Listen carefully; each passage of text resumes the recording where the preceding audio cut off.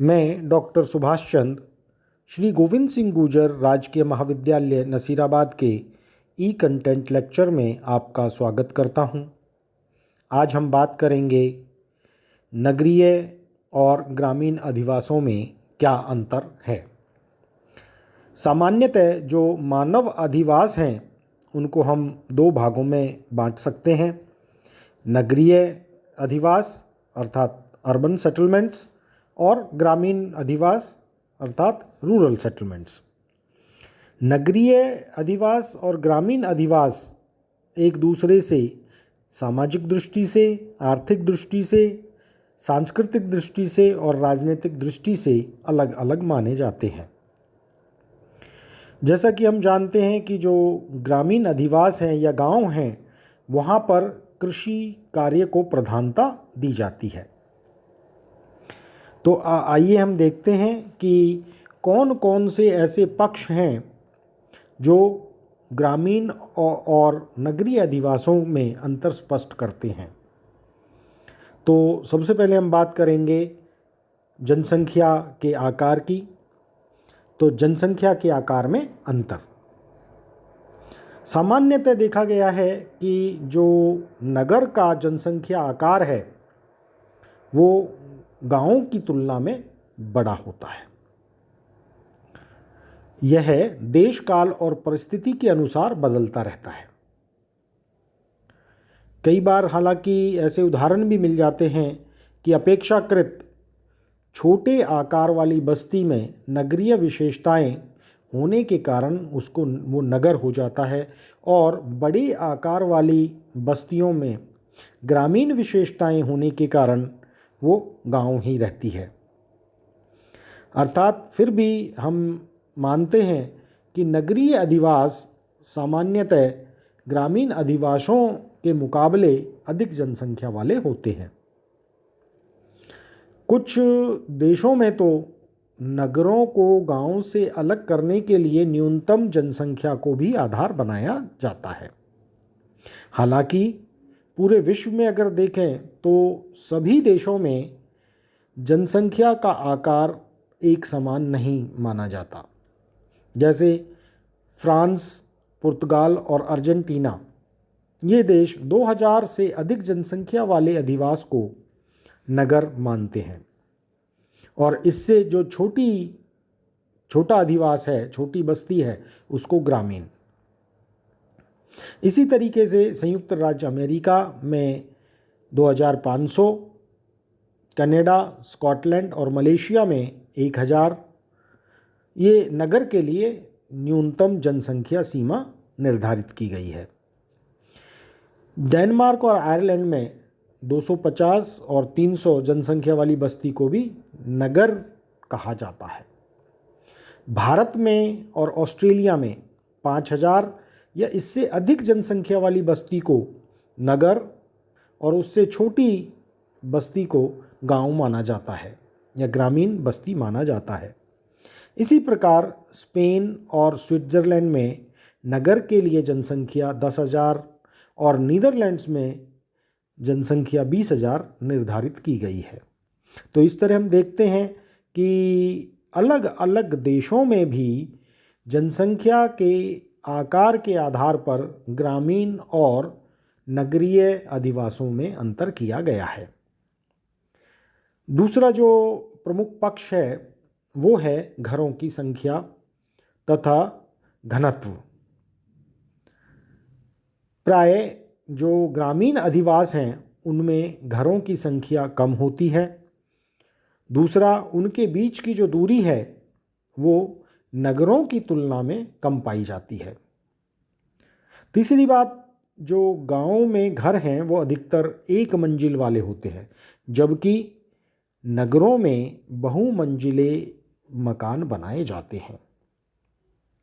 इस तरह हम देखते हैं कि जो ग्रामीण अधिवास हैं उनमें नगरीय अधिवासों के मुकाबले घरों का घनत्व भी कम पाया जाता है और ये जो अंतर है वो अलग अलग देशों की परंपरा, आवश्यकता और जनसंख्या घनत्व के कारण इनमें विषमता पाई जाती है। तीसरा जो पक्ष है वो है जनसंख्या घनत्व में अंतर। ग्रामीण अधिवासों में जनसंख्या घनत्व कम और जो नगरीय अधिवास हैं उनमें जनसंख्या घनत्व अधिक पाया जाता है। ग्रामीण क्षेत्रों में जैसा कि हम जानते हैं जो भूमि की उपलब्धता है जनसंख्या कम होने के कारण, मकानों के एक मंजिले बने होने के कारण, तो प्रति वर्ग किलोमीटर जो जनसंख्या घनत्व है वो नगरीय बस्ती के मुकाबले नगरीय बस्ती की तुलना में बहुत कम पाया जाता है। इसलिए भारत में भी किसी भी अधिवास को नगर की श्रेणी में रखने के लिए न्यूनतम 5,000 जनसंख्या के साथ साथ वहाँ की जो जनसंख्या घनत्व है वो 400 व्यक्ति प्रति वर्ग किलोमीटर से अधिक होना चाहिए। ग्रामीण अधिवासों में कम घनत्व पाया जाता है, जो जनसंख्या का घनत्व है वो कम देखा गया है। अब हम देखते हैं कि व्यवसाय में अंतर। जो ग्रामीण और नगरीय अधिवास हैं या ग्रामीण और नगरीय जनसंख्या के जो व्यवसाय हैं या आर्थिक क्रियाकलाप हैं उनमें भी अंतर देखा जा सकता है। जो गांव हैं उनमें प्राथमिक कार्य जैसे कि कृषि कार्य, पशुपालन, आखेट, मछली पालन और खनन इनकी प्रमुखता पाई जाती है। इसके विपरीत अगर हम देखें तो जो नगरीय अधिवास हैं वहाँ के निवासी मुख्यतः द्वितीयक, तृतीयक और चतुर्थक कार्यों में संलग्न रहते हैं। नगरों में अधिकांश जो जनसंख्या है वो मैन्युफैक्चरिंग इंडस्ट्री में, ट्रेड में, कॉमर्स में, अर्थात जो विनिर्माण उद्योग हैं, व्यापार और वाणिज्य है, परिवहन, निर्माण कार्य, संचार और अलग अलग सेवाओं में, शिक्षा में, प्रशासन में, मनोरंजन में, इन सेवाओं से ये जीविका प्राप्त करते हैं। गाँव में तो जो व्यवसाय हैं वो भी सीमित होते हैं, इसलिए अधिकांश जो गांव हैं वो कृषि प्रधान ही होते हैं। लेकिन जो नगर हैं वो मल्टी फंक्शनल होते हैं, बहु कार्यात्मक होते हैं। वहाँ पर अलग अलग कार्य किए जाते हैं और इसी कारण से जो नगर और गांव इनको अलग करने के लिए व्यावसायिक संरचना को भी आधार बनाया जाता रहा है। भारत में भी जो जनगणना है उसके अनुसार जो टाउन की डेफिनेशन है, नगर की जो परिभाषा है उसमें है कि कार्यशील पुरुष जनसंख्या का 75% या उससे अधिक गैर कृषि कार्यों में संलग्न होना चाहिए, तभी वह बस्ती नगर की श्रेणी में आएगी। तो इस प्रकार हम देखते हैं कि अलग अलग देशों में व्यावसायिक संरचना को भी नगर के निर्धारण के लिए उपयोग में लाया जाता है। फिर है प्रशासकीय स्तर पर अंतर। हम देखते हैं कि जो नगर है वो एक स्वायत्त प्रशासनिक संस्था होती है और यही जो प्रशासनिक संस्था है वो नगर के प्रशासन को चलाती है और यही संस्था नगर की सीमा के अंदर कर भी वसूलती है और नगरीय सुविधाओं को, चाहे सड़क है, जलापूर्ति है, बिजली है, प्रशासन है, इनकी सब व्यवस्था करती है। ये अलग अलग हो सकती हैं प्रशासनिक संस्थाएं। ये आकार के, नगर के आकार के आधार पर होती हैं। तो महानगर पालिका हो सकती है, नगर निगम हो सकता है, नगर पालिका, town area, cantonment board, notified area, तो ये सभी हो सकते हैं। लेकिन जो गांव है, गांव में जो बेसिकली प्रशासनिक जो संस्था है वो ग्राम पंचायत है और जिला परिषद, इनके द्वारा इनका जो प्रशासन है वो संचालित होता है। फिर है भूमि उपयोग में अंतर। तो जो ग्रामीण अधिवास हैं वहाँ पर मुख्यतः कृषि, पशुपालन और बागवानी ये काम किए जाते हैं, अर्थात प्राथमिक कार्य किए जाते हैं। और इन सब कार्यों के लिए भूमि की बहुत आवश्यकता होती है। अतः जो ग्रामीण क्षेत्र हैं या ग्रामीण अधिवास हैं, वहाँ पर भूमि उपयोग अधिक गहन नहीं होता।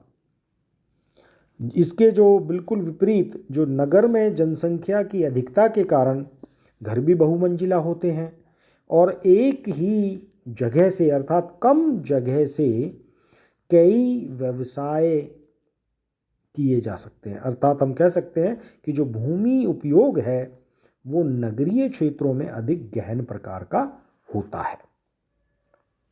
अगर हम आर्थिक विकास में देखें तो उसमें भी अंतर देखने को मिलता है कि ग्रामीण और नगरीय अधिवासों के आर्थिक विकास में भी अंतर पाया जाता है। हम देखते हैं कि जो नगरीय अधिवास है वो सामान्यतः अधिक साधन संपन्न होते हैं, वहाँ रोजगार के अवसर भी अधिक पाए जाते हैं। इसी प्रकार से जो प्रति व्यक्ति आय है वो भी नगरीय अधिवासों में अधिक होती है, जबकि इसके बिल्कुल विपरीत जो ग्रामीण अधिवास हैं वहाँ पर रहने वाली जनसंख्या, क्योंकि प्राथमिक कार्यों में संलग्न होती है, इसलिए जो प्रति व्यक्ति आय है वो शहरी या नगरीय अधिवासों के मुकाबले कम होती है। विशेष रूप से जो विकासशील देश हैं उनके गांवों में जो प्रति व्यक्ति आय है ग्रामीणों की वो बहुत कम पाई जाती है। अर्थात हम कह सकते हैं कि जो आर्थिक स्थिति है वहाँ पे रहने वाले लोगों की वो अपेक्षाकृत निम्न होती है। अगर हम सामाजिक जीवन के बारे में बात करें तो ग्रामीण और नगरीय जीवन में भी अंतर देखने को मिलता है। जो ग्रामीण जीवन है या ग्रामीण समाज है वहाँ पर पारस्परिक सहयोग और सहकारिता की भावना प्रबल होती है। व्यक्ति एक दूसरे से घनिष्ठ रूप से संबंधित होता है, सुपरिचित होता है, एक दूसरे के दुख सुख में सहयोग करता है और वहाँ पर संयुक्त परिवार प्रणाली भी प्रमुखता से पाई जाती है। इसके बिल्कुल ठीक विपरीत जो नगरों में पारस्परिक सहयोग, सहकारिता और संबंधों का अभाव देखने को मिलता है।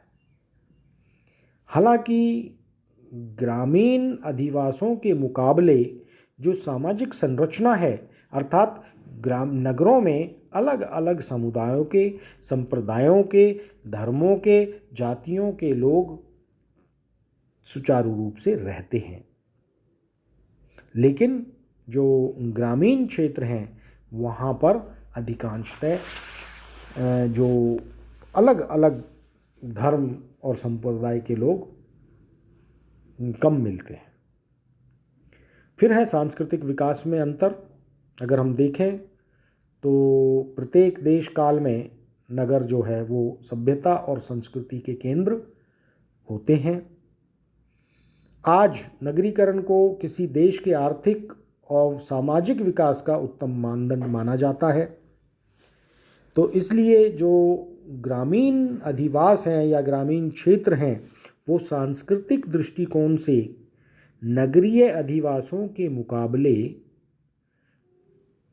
कम स्तर के होते हैं। अर्थात हम कह सकते हैं ग्राम निम्न सांस्कृतिक स्तर और नगर उच्च सांस्कृतिक स्तर को प्रकट करते हैं, प्रदर्शित करते हैं।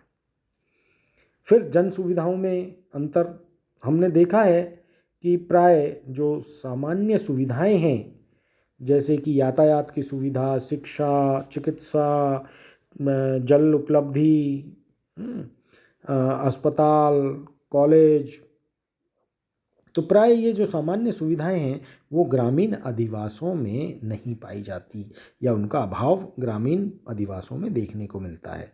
इसके बिल्कुल ठीक विपरीत जो नगरीय अधिवास हैं उनमें सामान्यतः जलापूर्ति, विद्युत, सीवेज, सफाई या जो और भी सुविधाएं हैं यातायात की, शिक्षा की, चिकित्सा की, मनोरंजन की, संचार के साधन, ये सभी पाए जाते हैं। अर्थात हम कह सकते हैं कि जो नगर हैं वहाँ पर उच्च भौतिक सुविधाएं उपलब्ध होती हैं। तो अब हम देखते हैं कि भारत में, तो भारत की जो जनगणना है उसमें नगर को किस प्रकार से परिभाषित किया है। अर्थात भारतीय जनगणना के अनुसार नगर किसे कहते हैं। भारत की जो विभिन्न जनगणनाओं में नगर की जो परिभाषा है लगभग एक समान रही है।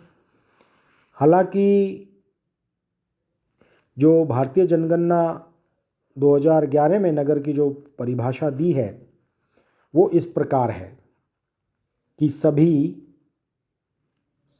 स्टैट्यूटरी टाउन्स जो किसी नगर निगम, नगर पालिका, छावनी बोर्ड, नोटिफाइड टाउन एरिया के अंतर्गत आते हैं, वे सभी नगर कहलाने के योग्य हैं या नगर कहलाते हैं।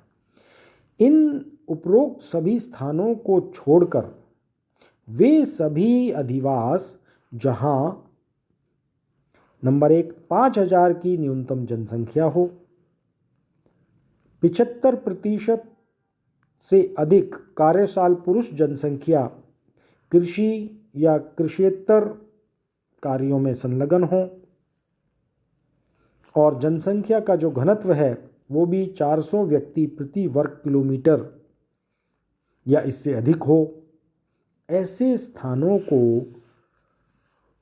नगर कहा जाता है। इसके अलावा जो कई ऐसे स्थान हैं जो उपरोक्त दशाओं को संतुष्ट नहीं करते, लेकिन वहाँ पर जो जनगणना अधिकारी है उसको लगता है कि ये सभी जो नगरीय उनमें जितने भी लक्षण हैं वो पाए जाते हैं, तो उनको नगर घोषित कर सकते हैं। धन्यवाद।